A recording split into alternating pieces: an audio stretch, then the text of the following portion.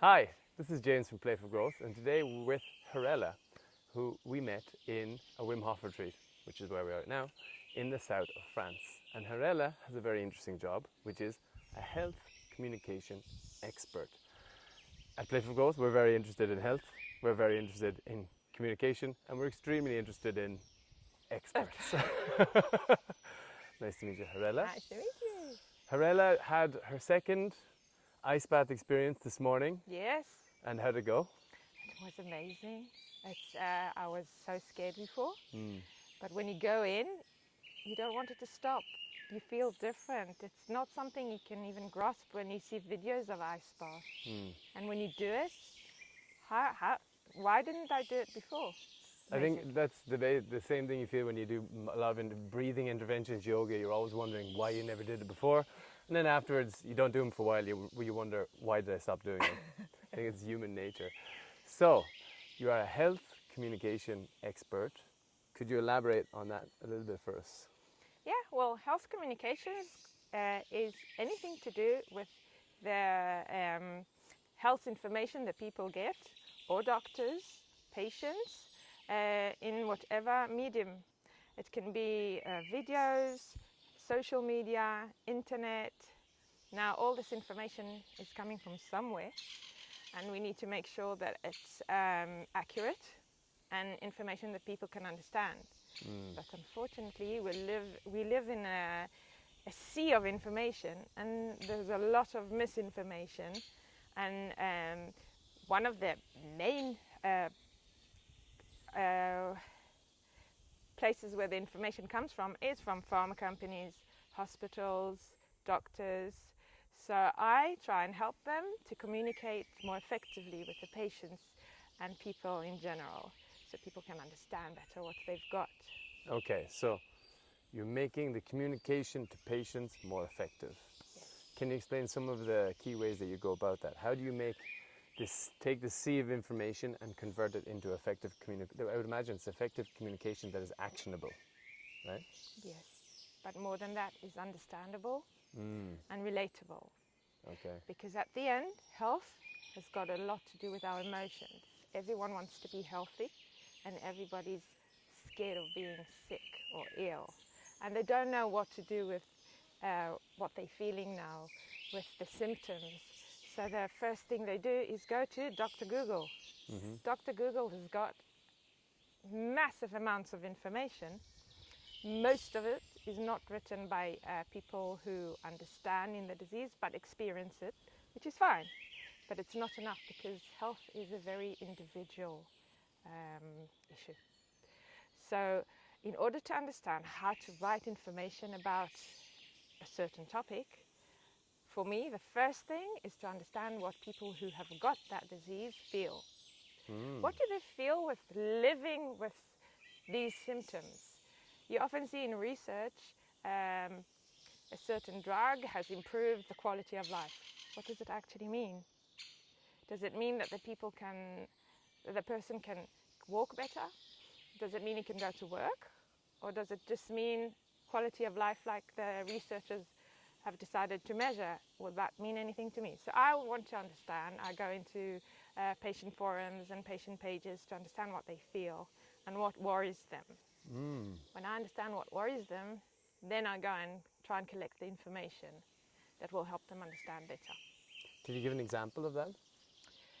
Of a particular case or product or service or illness that you've worked on?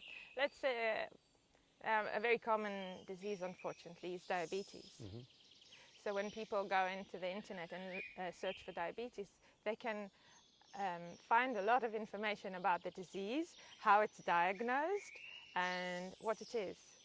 But that's not what you want to look for when you are diagnosed or just before. You want to understand what it means for you to live with such a disease. So I read a lot about saw patient videos and read a lot about what they felt and what the questions were. And then I tried to, with a specific company I worked with, I took it a step forward, because you've also got diabetic people who were just diagnosed and diabetic people who have been living with the disease for years. So it's very different information that you have to give each one. So we build the website in a way that each person, whatever stage they're at, they can find the information that is relevant to them. And we also work with nurses to understand what questions are raised in the meetings. That's another way. So you're tracking sort of the diabetic life cycle of a patient, like how it's different for someone who's just been diagnosed versus someone who's been living with it for years.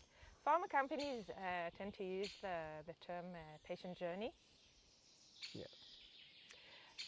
And the patient journey has changed a lot in the past probably 3 or 4 years, because we used to look at it as a very linear journey.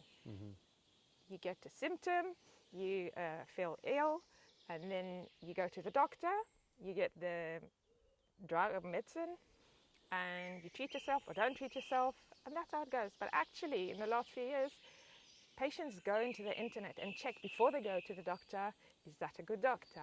What are these symptoms? What should I ask the doctor for? What are these options that he's giving me? So people are becoming more involved. And that is why it's very important for us to be there. Us meaning you and me, people who care for other people's health. Each one gives their own input, the pharma companies, the hospitals, but we need to try and narrow it down to what is really important for the patients. Can you talk a little, I think there's a very common trend now that doctors who are generally overworked have patients who are coming in, I'm not going to say over-informed or misinformed, but they have a lot of information already in their minds. Can you talk a little bit about how that process is changing diagnosis or drug treatment or communication in general? Because I think it's a very current theme. It's a very current theme, and it's a it's a bit of a mess at the moment, I think, because doctors think that patients shouldn't, well, I wouldn't put words into the mouth, but I think that there's a tendency to think that Dr. Google isn't the right information patients need to get. And then we've got the doctors who give the very accurate information, or the most accurate information they know, in a very short time in the meeting. The thing is that at the moment, this gap between what the patient comes in with into the room and what the doctor knows, there's a big gap here. And the unspoken elephant in the room is the internet. And the thing is that the doctors don't talk about that. They know that the patient has got information. So I think this should be closed, this gap. The doctor should refer the patient to the right information sources that would help them to understand more. And the patients need to understand that the information on the internet at the moment, even if we've got ChatGPT, we've got AI, we've got millions of digital tools, the information at the moment is not so much information but more emotional support. And because you can go into a forum and understand how other people deal with it. But we must remember that what the emotions that other people deal with are the highlighted ones. It's not the whole picture. So you can go into the social media and get support and understand a little bit more about the certain drugs that you may be able to take, or life changes. But you can't take it as like clear-cut science, because health is very complicated. It's emotions and it's also physical, and you cannot disconnect it. And even doctors know you cannot disconnect it anymore. So talking about emotional health is something I've become very, very, very interested in over the last couple of years, and in terms of connecting with emotions, particularly I think men struggle more with this. Can you talk a little about how emotions for you, what role they play with health in general? You talk a lot about the importance of that, and so could you explain to our viewers what that means? You know what, I can give an example. At the moment, there's two big trends going on. One is the woman's health, and that's very emotional because it's what I feel with my body and my pains that are not getting the right reaction from science. And you've got the men's health that is unspoken, like erectile dysfunction, for example, but suddenly it's becoming okay to talk about it. So we are coming closer towards talking about the way health is affecting our emotional well-being. So, coming to the Wim Hof, for example, how does that relate? How would you relate this Wim Hof experience to your emotional health? Given that it's a health intervention, right? An alternative health intervention. Yes. How would you describe that affects your mental or emotional health? Okay. I personally have a chronic disease. Mm-hmm. I treated it with medication at the beginning. It helped me until a certain point. And then I came to realize that if I don't sleep properly and I don't eat properly, it doesn't matter how much medicine I'm going to take. So I started looking at different ways to improve the way I live in order to improve my physical health. Mm-hmm. So I've been I wouldn't call it a journey because I think our whole lives are a journey. I'm evolving every year and discovering new things. And I discovered Wim Hof just before COVID, and it was very scary. Going into ice bath was something I never dreamt I would do. The breathing exercises I started, and it was like intoxicating. I want to do it again. And I started waiting for it at night to go to bed and do the breathing. And I discovered that my whole body started relaxing more. And I incorporated yoga into my daily life. And today, I don't take any medication anymore. Congratulations. Thank you. And when I came to this retreat, I was petrified from the ice. But we learned how to breathe and how to control our fears and anxieties. And I went into the ice bath. I just enjoy it. I enjoyed it. It was an amazing experience. And then we did it again. And now I'm waiting for the next one. Which will be in 2 hours, I think. Yeah. And I feel clean. This is something I feel as well. It feels like if you've ever been to like a hammam where they scrub your whole body clean, you come out feeling like that. After an ice bath, you have a similar feeling of cleanliness. Yeah. Right? What advice would you give to people who have been recently diagnosed with, this is a double-barreled question, what advice would you give to people who've been recently diagnosed with an illness? And what's your opinion in general on more holistic alternative approaches to medicine? I'll start with the second question. I think holistic medicine, you have to be ready for it. And you have to find the technique that works for you. You can't just, if you got diagnosed, and people will probably say, oh, I've got a friend who did that, you should try that, and then he became healthy again. Or I've got a neighbor, she's got cancer, but she hasn't got cancer anymore because she went to Chinese medicine. If you don't believe in it, it won't work. It has to be something you're in for. And so, first of all, don't pressurize yourself. Just breathe and know that the answer will come because you can start reading and exploring what things you connect to in terms of alternative medicine. Because essentially it's endless, right? There's a million different types of therapies, so whatever is calling you personally, that's what you suggest exploring. Yeah, but some people are not ready for that, and that's fine, and that's where the pharmaceuticals can help them. I'm not a type of person who thinks that pharmaceuticals are monsters. They're not. They are helping a lot of people. We just need to know how to read the right information and to know how to balance everything. Not to look at even paracetamol as the great savior of pain. It's a plaster for me at the moment, so I can move on for a few hours until the pain subsides, and then I can help myself become stronger. So we can also combine the alternative medicine and conventional for whoever can't only go into alternative. And whoever is diagnosed, I think you should consult your doctor where to read information, and possibly nurses, because nurses are usually take the role of being more empathic, and they are amazing function in the healthcare system, and we must give them more power to help us. Give the nurses more power. Yeah, to help us, because I think they've got the time, or even if they are busy, they've got the emotional capacity to listen to you and maybe help you find the right information and where you can get the right information. And the very important thing is also to write down questions that you've got. Any question, because no question is stupid. Any question you've got, try and first find out from the healthcare team.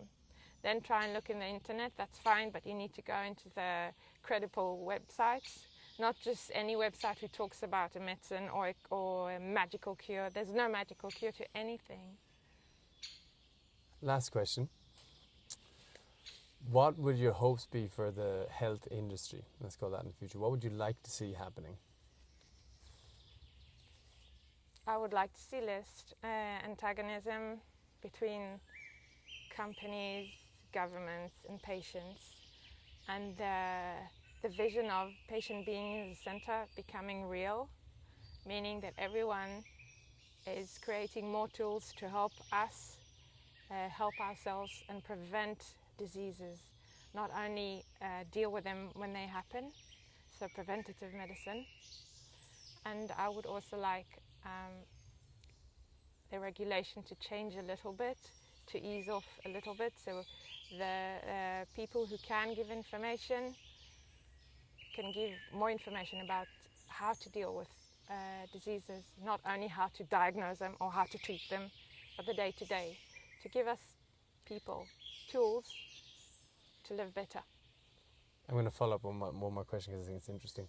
Regulation. So when people say regulation, some of the stakeholders that you talked about, governments, big pharma, patients, have very different opinions about regulation, but regulation plays a huge role in a variety of factors. Maybe you could just explain to us from your point of view, what is the role of regulation, how it's helping and how it's hindering the progress of patients in this industry?